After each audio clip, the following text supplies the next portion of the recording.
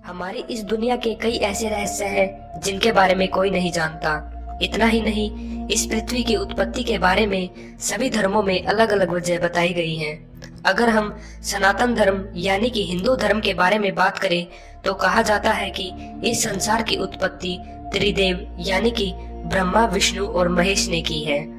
लेकिन जरा सोचिए कि जब भगवान शिव ने इस संसार का निर्माण किया है तो उनकी उत्पत्ति कैसे हुई। कहते हैं कि भगवान शिव ही इस संसार के आदि हैं और अंत भी।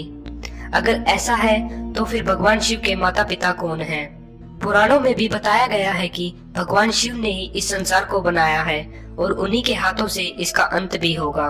तो अब सवाल ये उठता है कि भगवान शिव का जन्म कैसे हुआ और उनके माता पिता कौन हैं?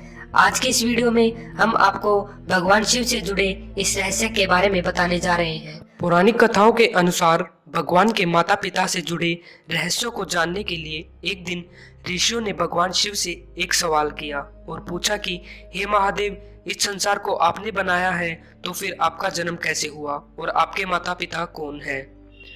शिव ने ऋषियों द्वारा उनके माता पिता के बारे में पूछे जाने पर उनकी जिज्ञासा को दूर करते हुए बताया कि मुझे इस संसार का निर्माण करने वाले भगवान ब्रह्मा जी ने जन्म दिया है।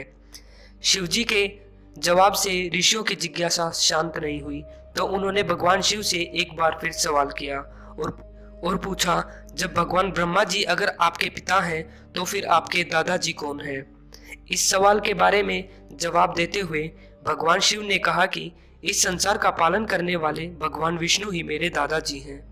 भगवान शिव की महिमा से अनजान ऋषियों ने भगवान शिव से एक और सवाल किया और कहा कि अगर आपके पिता भगवान ब्रह्मा है और दादा विष्णु तो आपके परदादा कौन है?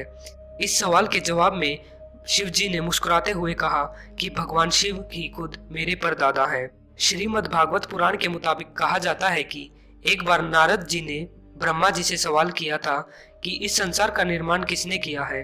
उनके सवाल के ब्रह्मा जी ने त्रिदेवों के जन्म का जिक्र करते हुए कहा कि प्रकृति स्वरूप दुर्गा और काल सदाशिव स्वरूप ब्रह्मा के योग से ब्रह्मा, विष्णु और शिव की ही उत्पत्ति हुई है।